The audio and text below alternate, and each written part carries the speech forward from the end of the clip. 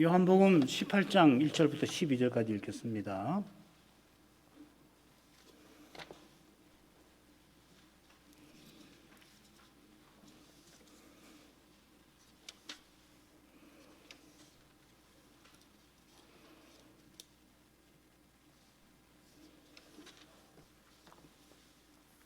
(18장 1절부터입니다) 예수께서 이 말씀을 하시고 제자들과 함께 기드론 시내 저편으로 나가시니 거기 동산이 있는데 제자들과 함께 들어가시다.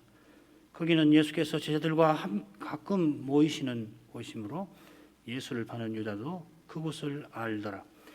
유다가 군대와 및 대제사장들과 바리새인들에게서 얻은 하속들을 데리고 등과 회와 병기를 가지고 그리로 오는지라. 예수께서 그 당할 일을 다 하시고 나아가 가라사대 너희가 누구를 찾느냐? 대답하되 나사렛 예수라 하거늘 가라사대 네로라 하시니라. 그를 파는 유다도 저희와 함께 섰더라. 예수께서 저희에게 네로라 하실 때에 저희가 물러가서 땅에 엎드러지는지라. 이에 다시 누구를 찾느냐 물으신데 저희가 말하되 나사렛 예수라 하거늘 예수께서 대답하시되 너희에게 네로라 하였으니 나를 찾거든 이 사람들의 가는 것을 용납하라 하시니 이는 아버지께서 내게 주신 자 중에서 하나도 잃지 아니하였삼나이다 하신 말씀을 응하게 하려 함이로라. 이에 시몬 베드로가 검을 가졌는데 이것을 베어 대제사장의 종을 쳐서 오른편 귀를 베어버리니 그 종의 이름은 말고라. 예수께서 베드로 들어 이르시되 검을 집에 꽂으라. 아버지께서 주신 잔을 내가 마시지 아니하겠느냐 하시니라.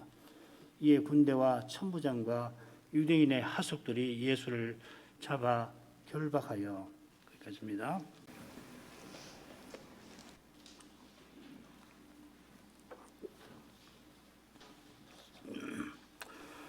우리가 이번 4월 17일 부활절을 앞두고서 요한복음 18장, 19장 이 두 장에서 주님의 순환에 관해서 함께 살피려고 합니다. 그리스도께서 안식 후 첫날 부활하셔서 신약교회가 이 주일에 모여서 예배를 드리는데 그처럼 이 주일 예배에서는 강단에서 오직 그리스도를 전합니다. 오직 그리스도는 사도가 전한 대로 그리스도를 전하는 것입니다. 바울 사도가 주께 받은 것을 고린도 교회에 전했는데 그 전한 교훈을 그리스도의 고난과 부활로 요약합니다. 복음 강설은 이 십자가 지시고 부활하신 그리스도를 전하는 것입니다. 주님께서 이 성경이 구약이죠. 이 구약 성경이 내게 대하여 증거하는 것이라 친히 말씀하셨습니다. 그리스도를 전하고 받는 거기에 그리스도의 몸이 있습니다. 그리스도를 깨닫는 거기에 그리스도의 몸답게 서나갈 은혜와 생명이 임하는 것입니다. 그 은혜로만 우리가 자기 십자가를 지고 주님을 쫓아갑니다. 예수의 죽음을 짊어지는 바로 그것이 주님께서 주시는 새 생명을 살아내는 실질인 것입니다. 이런 은혜를 바라고서 앞으로 한 넉 주에 걸쳐서 주님의 순환을 함께 생각하시죠. 요한복음 18장, 19장은 5대목으로 나눌 수가 있습니다. 그 시간 순서인데요. 오늘 읽은 말씀은 주님이 동산에서 체포되시는 내용입니다. 이어서 오늘 오후에 13절부터 27절까지는 주님께서 대제사장들에게 신문 받으시는 내용이 나오고 물론 그 사이에 베드로의 부인이 나옵니다. 그리고 가장 길게 18장 28절부터 19장 16절에 주님께서 빌라도에게 신문 나가시는 내용이 매우 정교하고 길게 기록이 되어 있습니다. 다른 복음서와 달리 요한복음은 이 부분이 중간에 가장 길게 나옵니다. 그리고 이 19장 17절부터 30절까지는 주님이 십자가 지시는 장면이고 그리고 31절부터 19장 42절까지는 주님의 장사되심이 기록이 되어 있습니다. 말씀드린 대로 시간 순서대로 유월절 식사 마치신 후에 후부터 해서 무덤에 묻히실 때까지 순서대로 되어 있습니다. 주님께서 빌라도에게 네가 유대인의 왕이냐 하고 질문을 받으시고 유대인의 왕이라고 하는 제 패가 주님의 십자가에 붙습니다마는 그러나 그 주님은 동산에서 내려라 하시며 하나님의 권위를 나타내셨습니다. 하나님이신 그리스도께서 친히 십자가에 나아가셨고 심지어 무덤에 내려가셨습니다. 죄인을 구원하려고 십자가 지신 바로 거기서 우리 하나님의 거룩하심이 단연 나타났습니다. 자, 그러면은 첫째 사건, 주님이 체포되신 일을 살펴보죠. 말씀드린 대로 여기에 이 내로라 말씀을 3번 하시는데 가운데 가장 깁니다. 그래서 그걸 중점으로 놓으면 3부분으로 나눌 수 있어요. 1, 2절, 그리고 3절부터 9절까지, 그리고 10절부터 12절 이렇게. 우리말은 예수께서 제자들과 함께 동산으로 가셨다는 것이고요. 그 다음 이제 3절부터 9절까지 내로라 말씀하신 부분이 셋으로 나누는데 이걸 또 정교하게 또 나눌 수 있습니다. 6절을 중심으로 해서 앞뒤로 비슷한 내용이 나옵니다. 그리고 10절부터 12절은 이 베드로가 말고의 길을 잘라버릴 때에 예수님께서 내가 어찌 내 아버지께서 주시는 잔을 마시지 않겠느냐 하시고 선선히 체포당하시는 장면이죠. 자, 이런 줄거리 위해서 1, 2절로 가겠습니다. 예수께서 이 말씀을 하시고 제자들과 함께 기드론 시내 저편으로 나아가시니 거기 동산이 있는데 제자들과 함께 들어가시다. 거기는 예수께서 제자들과 가끔 모이시는 곳이므로 예수를 파는 유다도 그곳을 알더라. 예수님께서 이 말씀들을 하시고 겟세마네 동산으로 가셨습니다. 이 말씀들은 바로 앞에 주님의 기도를 먼저 가리킬 텐데 그 기도도 보면은 이 말씀들을 하시고 기도하셨다 이렇게 나옵니다. 우리가 살핀 대로 주님의 기도, 요한복음 17장에 있는 그 기도가 바로 앞에 나오는 그 다락방 강화라고 하는 거 13장 31절부터 16장 끝까지 나오는 그 강화와 딱 붙어 있잖아요. 그러니까 여기서 이 말씀들을 하시고 할 때는 이 다락방 강화와 기도를 다 포함하는 것일 겁니다. 요한 사도는 그저 이 말씀을 하시고 이어서 나가셨다. 그러니까 사건을 순서대로 이 말씀을 하셨고 나가셨다. 이렇게 그저 사건 순서대로 말하는 게 아닌 것 같습니다. 다락방에서 교훈하시고 기도하신 그 뜻을 이루려고 나가셨다 말하는 것 같습니다. 요한복음 14장 31절에 보면은 다락방 강화 중간에 주님께서 오직 내가 아버지를 사랑하는 것과 아버지의 명하신 대로 행하는 것을 세상으로 알게 하려 함이로라. 일어나자 여기를 떠나자 말씀하시죠. 우리는 때때로 주님의 뜻을 잊어버리곤 합니다만은 아니 어쩌면은 때때로 그 뜻을 생각합니다만은 우리 주님께서는 한시도 보내신 뜻을 잊지 아니하실 뿐만 아니라 매 순간 그 뜻을 받으십니다. 요한복음 4장 34절 내 양식은 나를 보내신 아버지의 뜻을 온전히 이루는 이것이니라 하신 대로입니다. 지금 이 순간에도 주님께서는 약속대로 주님의 교회를 세우고 계시니까 우리가 이렇게 말씀을 전하고 받는 것입니다. 이 하루가 이처럼 여유하게 흘러가고 있습니다. 우리가 주님을 본받는 거기서 우리의 삶이 역사의 무대에서 뜻있게 펼쳐져 갈 것입니다. 주님께서 우리 안에서 우리를 통하여 친히 아버지의 뜻을 이루실 것입니다. 예수께서 자기 제자들과 함께 나가셨고 어느 동산에 우리는 알죠. 겟세마네죠. 한 동산에 그분과 그분의 제자들이 들어가셨습니다. 그것은 예수께서 자기 제자들과 가끔이라고 되어 있는데 자주입니다. 사실은 고쳐야 될 것 같아요. 자주 모이시는 곳입니다. 2절에 주님과 주님의 제자들이 3번이나 언급되어 있습니다. 요한은 주님께서 제자들과 함께 더불어서 이 동산에 가셨다 하고 전에 자주 가셨다 했는데 그 사이에 우리말은 이제 어순 때문에 요한이 거기를 안다는 말이 맨 마지막에 나옵니다만 중간에 예수를 파는 유다도 그것을 알더라 이렇게 기록해 나왔습니다. 전에 유다도 주님의 제자로서 함께 거기 자주 갔습니다만 이제는 유다는 주님의 제자가 아니라 예수를 파는 자입니다. 그의 이름이 되었습니다. 이름처럼 나와요. 우리 번역대로 예수를 파는 유다 이렇게 번역할 수 있지만은 이름처럼 예수를 파는 자 유다 이렇게 번역해도 됩니다. 가장 악한 이름, 가장 부끄러운 이름이 그에게 붙었습니다. 불과 1년 전만 하더라도 주님께서 늘 함께 데리고 다니시던 사람, 온 세상에 곧 주님을 전할 사람이 이제 사탄의 일꾼이 되고 말았습니다. 그가 예수님을 원수들에게 넘기려고 주님과 함께 자주 가던 그곳에 오고 있습니다. 아니, 주님께서 그에게 팔려서 십자가에 달리려고 거기 가십니다. 홀로 가지 않고 제자들을 데리고 가십니다. 이 제자들과 참으로 함께 있고 싶어서 그곳으로 가십니다. 공간에 보면 기도하라 하신 것도 바로 그것이죠. 3절부터 5절로 가겠습니다. 유다가 군대와 및 대제사장들과 바리새인들에게서 얻은 하속들을 데리고 등과 회와 병기를 가지고, 누가 병기를 가지고 가는 겁니까? 우리말 성경에 한번 생각해 보세요. 그리로 오는지라. 예수께서 그 당할 일을 다 아시고 나아가 가라사대 너희가 누구를 찾느냐 대답하되 나사렛 예수라 하거늘 가라사대 네로라 하시니라. 그를 파는 유다도 저희와 함께 섰더라. 유다가 처음 3절 처음에 나오고 5절 끝에 나오죠. 그죠? 매우 의도적으로 이렇게 쓰는 겁니다. 그리고 중간에 주님과 체포대의 대화가 생생하게 기록되어 있습니다.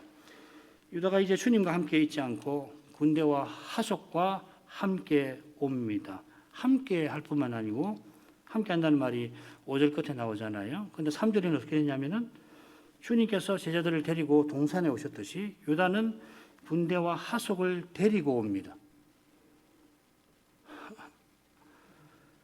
그처럼 유다가 등과 횃불과 병기를 가지고 왔다 이렇게 되어 있습니다.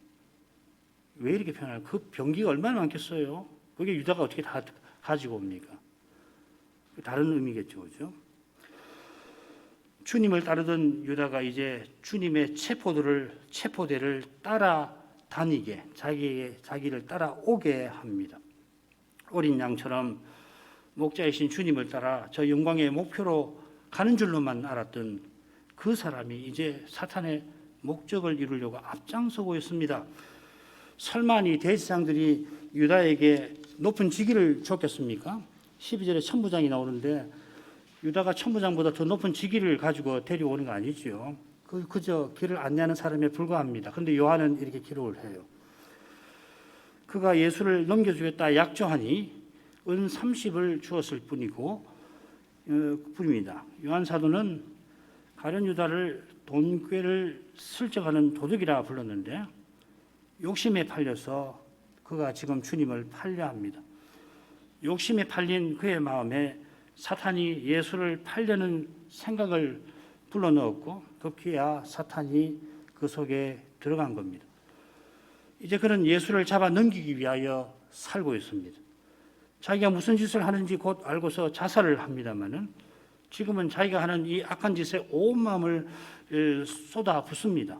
사탄이 그렇게 만든 것입니다마는 사탄이 이런 일을 할 수 있는 것은 죄가 그만큼 막강해서 그래요. 죄를 해결치 아니하면은 사람은 이렇게까지 악해집니다. 로마서에서 사도가 말하는 죄의 종의 모습이 이런 겁니다. 죄의 종이 되어버린 유다가 주님과 자주 모이던 그곳에 직접 원수들을 데리고 갑니다.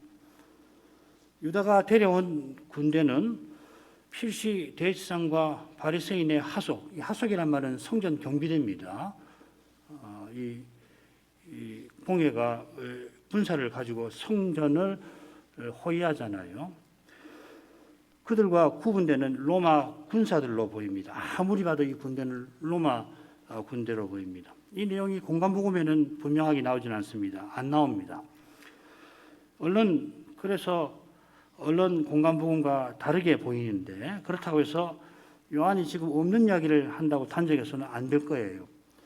요한이 이방인 군대를 언급한 것은 요한복음에서 빌라도의 신문이 가장 길게 기록되고 중간에 나오는 것과도 붙어 있을 겁니다. 요한복음 11장에 보면은 공회가 주님의 많은 표적의 로마인들이 와서 우리 땅과 민족을 빼앗아가리라 한 것을 보면은 그런 일이 있지 않도록 이 공회가 로마 군대에 먼저 손을 쓴 것 같아요. 오해하지 말라 이 말이죠, 그죠? 지금 예수가 동산에 사람들을 모아다가 이 반란을 일으키려고 한다는 소식을 들었는데 우리가 하고 관계 없으니까 오해하지 말라. 그래서 군대를 보내달라 한 것 같습니다. 평소 원수처럼 지내던 이들이 희한하게 주님의 십자가에서 친구들이 됩니다. 이게 굉장히 흥미로운 주제예요. 평소에 그렇게 원수처럼 지내는데 왜 주님의 십자가에서는 친구가 되는가? 악해서 그런 거거든요. 그처럼 주님의 십자가가 그저 옛 언약 백성만 아니라 온 인류를 위한 것임을 보여주는 겁니다. 이건 앞으로 또 생각하십시다. 주님께서 그 당한 일을 다 아시고 그들을 맞이하십니다. 그 당한 일이라고 했는데 어떻게 됐냐면 자기에게 일어날 모든 일을 아시고 했습니다. 주님은 그저 당하시지 않습니다. 공간 복음만 대충 읽으면은 예수님께서 동산에서 힘없이 체포 당하시는 것 같습니다만은 요한이 지금 분명하게 전하는 대로 예수님께서 당해 주십니다. 체포 당해 주십니다. 체포대가 감히 주님의 손을 몸에 손도 대지 못합니다. 그만큼 주님께서는 자기에게 일어날 일을 다 아십니다. 그저 아실 뿐만 아니라 적극 그 일을 이루십니다. 달리는 그날 주님께서 십자가 지시는 그런 일이 일어나지 못했을 것입니다. 원래 대제사장의 무리는 유월절이 지나서 주님을 돌로 쳐 죽일 계획이었습니다. 명절에 하면은 체포하면은 밀란이 일어날까 봐 명절 지나고 체포해서 돌로 쳐 죽일 게 그들의 계획이었을 겁니다. 그 계획이 변경되었는데 갑자기 가룟 유다가 제안했기 때문이고 그런 일도 주님의 손 안에 있었죠. 마태복음 26장 보면 잘 나옵니다. 예수님은 사람 대신 하나님이십니다. 주님께서 사람 되신 것이 우리에게 중요한 만큼 주님께서 하나님이신 점도 똑같이 중요합니다. 주님께서 다 아신다는 이 사실이 주를 믿는 우리에게 얼마나 큰 위로가 되는지 모릅니다. 우리는 다 알지 못하지요. 사실은 다 모른다고 고백할 수밖에 없습니다. 특별히 장래 일에 대해서는 모르는 거예요. 예측도 하고 하지만 그게 아는 거 아니잖아요. 이렇게 제한적인 유한한 우리를 주님께서 그 자비하신 손에 다 붙이시는 겁니다. 그런 사랑으로 주님께서 원수들을 지금 맞이하십니다. 주님께서 그들에게 너희가 누구를 찾느냐 물으십니다. 우선 요한사도가 이 대목에서 가룟 유다의 그 사악한 입맞춤을 언급하지 않습니다. 공간복음이 나오죠, 그죠? 가룟 유다가 다가가서 입맞춤을 해서 예수님을 확인시켜 주지 않습니까? 유다의 입맞춤이 예수를 체포하려는 그들에게는 꼭 필요한 것이었겠지만은 지금 거기 동산에서 꼭 필요한 것은 그리고 언제나 어디서나 우리에게 절실한 것은 예수께서 친히 언약을 이루시는 바로 그 능력입니다. 유다가 들어온 돈을 받고 자기 할 일을 한 것입니다만은 그 일이 십자가에 기여한 것은 전혀 없습니다. 너무도 당연한 말이지만은 우리의 죄가 구원에 기여하는 것 조금도 없습니다. 만일 기여하는 것이 있다면은 저주와 심판뿐이겠죠. 우리의 선행도 기여하는 것 없습니다. 오직 예수께서 친히 구원하십니다. 그러려고 지금 질문하십니다. 그들이 구원 얻기 위하여 찾아야 할 그분이 바로 그들 앞에 계십니다. 게다가 그분이 그들에게 말씀하고 계십니다. 그들이 나사렛 예수라 대답합니다. 그들은 주님의 음성을 제대로 듣지 못합니다. 지금만 그런 게 아니라 날마다 지으신 만물을 통해서 하나님이 말씀하시는 말씀을 듣지 못합니다. 사실 듣지요. 그러나 듣지 아니한 것보다 못합니다. 우리가 성경에서 하나님의 음성을 복음 강설에서 그리스도의 말씀을 듣는 것은 오직 은혜입니다. 오직 은혜인 것이 역설적이지만은 성경을 펼 때마다 하나님 음성이 잘 들리지 않는 경험에서 잘 드러납니다. 은혜로 말씀을 듣고서 비로소 만물을 통하여서 하나님의 선하심을 깨닫습니다만은 그러나 신자라도 감사의 날보다 원망의 말이 사실 많은 게 사실 아닐까요? 그들 중에 유대인들이 많을 테고 그들이 틀림없이 유대인이니까 조상적부터 여호와 하나님을 믿는 사람들이고 틀림없이 예수님의 말씀을 듣기도 하고 표적을 보기도 했을 겁니다만은 그들에게 주님은 체포할 죄인에 불과합니다. 나사렛 예수는 그들이 체포할 죄인의 정체에 불과합니다. 그런 그들에게 주님께서 내로라 하시며 자기가 여호와이심을 알리십니다. 그들이 주님의 정체를 감히 죄인이라 재판받을 죄인이라 규정하니까 주님께서 친히 자기 정체를 입증하십니다. 내로라 하는 말, 에고 에임이라는 말인데 이건 물론 내가 나사렛 예수라 밝히신 것이겠습니다만은 너희가 찾는 나사렛 예수가 너희가 감히 규정할 죄인이 아니라 너희를 심판할 여호와라 하시는 것입니다. 이 사실은 6절에서 좀 더 우리가 생각을 하겠습니다. 요한은 이 중요한 이야기를 잠시 멈추고서 이어가는 게 아니라 여기서 그 사실만 말하고서 우선 그를 파는 유다도 저희와 함께 섰더라 덧붙입니다.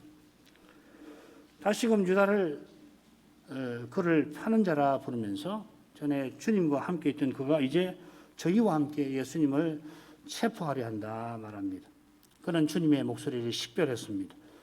그래서 공관복음처럼 주님께 다가가 입맞춤했습니다. 주님의 목소리를 듣고도 그는 돌이켜 주님과 함께하지 아니하고 저희와 함께 서서 대적합니다. 주님의 목소리가 울린 그의 마음에서 주님과 주님의 교훈과 관련된 그의 지식이 그의 죄로 말미암아 또 그를 악하게 만듭니다. 차라리 세상에 나지 않았으면 좋았을 것이라 주님께서 한탄하실 만큼 주님께서 주신 온갖 선한 것들이 그를 더욱 악하게 만듭니다. 6절로 갑니다. 예수께서 저희에게 내로라 하실 때 저희가 물러가서 땅에 엎드러지는지라. 요한사도는 이 단락 한가운데서 주님의 체포가 도대체 어떤 일인지를 말하고자 합니다. 4절에 내로라 하신 데에 바로 이어서 저희가 물러갔다 이야기하지 않고 굳이 이처럼 별도로 이야기한 뜻이 있을 거예요. 그들이 주님을 체포하러 왔지만 감히 체포하지 못합니다. 예수께서 스스로 계신 분이라 그렇습니다. 이 내로라 하는 말을 히브리 말로 옮기면 에흐예가 되는데 이 에흐예라는 표현이 여호와의 이름이죠. 하나님의 이름입니다. 물론 예수님께서 내가 여호와라 이렇게 말씀하신 건 아니고 내가 그로라 하신 것입니다만은 그렇게 말씀하실 때 여호와 이심을 나타내신 겁니다.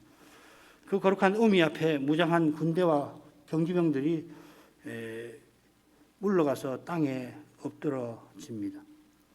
사극을 보면은 황제가 체포하러 온 군사들 앞에서 황제에 대한 위험을 드러낼 때에 함께 체포하러 온 장군들도 그 위세에 눌리곤 하는 장면 보셨죠. 그러나 지금은 체포대가 뒷걸음치다 땅에 엎드러집니다. 예수님 곁에 11명 제자들이 무기 없이 서 있을 뿐입니다. 그들이 혹시나 했던 그런 군중들도 없습니다. 군대를 이룬 이들이 땅에 엎드러진 것은 예수께서 하나님으로서 거룩한 어미를 드러내신 까닭입니다. 나는 목숨을 버릴 권세도 있고 다시 얻을 권세도 있다 선언하신 그 어미의 영광이 캄캄한 동산에 그보다 더 컴컴한 체포대의 마음에 비치었던 겁니다. 주님께서 체포당하신 게 아니라 체포되어 주셨습니다. 다시 목숨을 얻기 위하여 목숨 버리시려고 그리 하신 것입니다. 이 계시가 이렇게 자기를 계시하신 주님께서 그 주님을 버리고 도망칠 제자들을 붙들어 주십니다. 그들이 가룟 유다와 달리 주님께 돌이킨 것도 그들이 곧 주님처럼 목숨을 버려가며 아버지의 뜻을 이루며 살게 되는 것도 성신께서 그리스도를 깨닫게 하신 그 은혜에 있습니다. 그리스도를 참으로 깨닫는 이마다 기꺼이 자기 십자가를 지고서 주님을 끝까지 좇을 것입니다. 이런 일을 위해서 주님께서 자기 제자들을 데리고 동산으로 굳이 가서 거기서 체포되신 것입니다. 7절부터 9절까지 이에 다시 누구를 찾느냐 물으신데 저희가 말하되 나사렛 예수라 하거늘 예수께서 대답하시되 너희에게 내려라 하였으니 나를 찾거든 이 사람들의 가는 것을 용납하라 하시니 이는 아버지께서 내게 주신 자 중에서 하나도 잃지 아니하였음나이다 하신 말씀을 응하게 하려 함이로라. 둘째 부분과 비슷하죠. 그런데 조금 다릅니다. 그리고 6절에 비추어서 살펴야 합니다. 많은 체포대가 지금 땅에 엎드려져서 고개도 감이 들지 못하는 상태를 연상하셔야 됩니다. 떠올리셔야 됩니다. 주님이 다시 하문하십니다. 그야말로 하문이죠. 주님의 하문에 그들이 똑같이 나사렛 예수라 대답합니다마는 처음과는 달리 떨리는 목소리로 겨우 대답했을 것 같습니다. 감히 입 열기가 두렵지만은 하문하시니 대답하지 않을 수가 없었을 것입니다. 이게 무서운 것이죠, 그죠? 주님이 물으시면은 대답 안 할 수 없어요. 떨며 대답하는 그들에게 주님께서 너희에게 내려라 하였다 하십니다. 주님께서 이렇게 말씀하시는 것은 물론 이어 나오는 대로 제자들의 신변 보호를, 신변 안전을 위함입니다만은 그들이 감히 제자들을 해치지 못하게 하려고 마치 주님의 그 위험을, 어미를 그들의 마음에 새기시는 것 같습니다. 그처럼 이 사람들의 가는 것을 용납하라 단단히 이르십니다. 주님께서 베드로를 위하여 기도하셔서 그가 심지어 저주하며 주를 부인하고도 돌이킨 것처럼 주께서 지금 이렇게 행하신 까닭에 제자들이 주님을 버리고 도망칠 수가 있었습니다. 군대가 동원되고 많은 성전 경비병들이 왔으니 제자들이 도망치지 못하게 막으려면 막았을 것입니다. 그처럼 제자들이 도망치게 하신 것은 내가 목자를 치리니 양떼가 흩어지리라 하는 성경을 이루려 하심입니다. 마찬가지로 아버지께서 내게 주신 자 중에 하나도 잃지 아니하였사옵나이다 하신 말씀, 그 요한복음 17장 12절에 나오는 말씀을 이루려고 제자들들어 체포되지 않도록 하시는 것입니다. 달리 표현하면 제자들이 죽음이 두려워서 예수님을 버리는 데서 건짐을 받고서 음부의 권세가 이기지 못하는 그런 교회를 세우게 하려고 주님께서 아버지의 뜻을 지금 이루고 계십니다. 그 아버지의 뜻이 우리에게 구원이요 부활이 됩니다. 부활입니다. 10절부터 12절 읽겠습니다. 이에 시몬 베드로가 금을 가졌는데 이것을 빼어 대제사장의 종을 쳐서 오른편 귀를 베어버리니 그 종의 이름은 말고라. 예수께서 베드로 들어 이르시되 금을 집에 꽂으라. 아버지께서 주신 잔을 내가 마시지 아니하겠느냐 하시니라. 이에 군대와 천부장과 유대인의 하숙들이 예수를 잡아 결박하여. 이 베드로의 행위는 얼른 읽으면은 지금까지 요한복음에서 1절부터 9절까지 전개되는 내용과는 잘 어울리질 않습니다. 이게 어울리는 것은 공간복음 때문에 그렇지 이렇게 읽히는 겁니다. 주님께서 제자들을 잃지 아니하려고 제자들이 도망가게 길을 여셨습니다. 그러면은 10절에 그런데 하고 이어져야 될 텐데 그래야 자연스럽지 않겠습니까? 그런데 이에 시몬이 배에 금을 사용했다 이렇게 됐습니다. 이에라는 말은 그러므로라는 말입니다. 대개 공간복음의 내용을 끌어와서 설명을 하지요. 그래서 그때에 이런 식으로 해석을 합니다. 마태복음을 보면은 체포대가 주님을 잡으니까 베드로가 금을 휘두르는데 비슷한 사정을 가정하고 이에 베드로가 금을 휘둘렀다 하는 겁니다. 하지만 요한은 이 사건 이후에 군대와 하숙이 주님을 잡아 결박했다 이렇게 쓰지요. 12절에 나옵니다. 그처럼 요한은 공간복음과 달리 제자들이 도망친 일을 기록하고 있지는 않습니다. 다만 바로 이어서 베드로의 부인을 언급합니다. 얼른 읽으면 베드로의 지금 모습이 아주 용기 있는 그런 모습이 도망치는 사람의 모습이 아니라 오히려 군대와 싸우는 사람의 모습입니다만은 요한은 이해하고서 그게 주님을 부인하는 모습과 다르지 않다고 교훈하는 것 같습니다. 베드로가 죽을지언정 주님을 버리지 않겠다 장담했기 때문에 이처럼 지금 무모한 태도를 취합니다. 홀로 당금을 휘둘러서 겨우 대지상 종의 귀를 자른 태도는 군대를 몰고 와서 주님을 잡으려는 태도와 마찬가지로 주님과 함께하지 못합니다. 그런 태도로는 주님과 같이 못 가요. 주님을 대적할 뿐입니다. 아무리 주님을 위한다 해봐야 결국 주님을 대적하는 짓밖에 못하는 겁니다. 주님께서 원하시면 당장에 천군을 부리실 수 있지만은 아버지의 뜻을 이루시려고 아버지께서 주신 잔을 마시려 하신 것처럼 주께서 주신 자기 십자가를 지고서 주님을 좇는 사람만이 주님과 함께 하는 겁니다.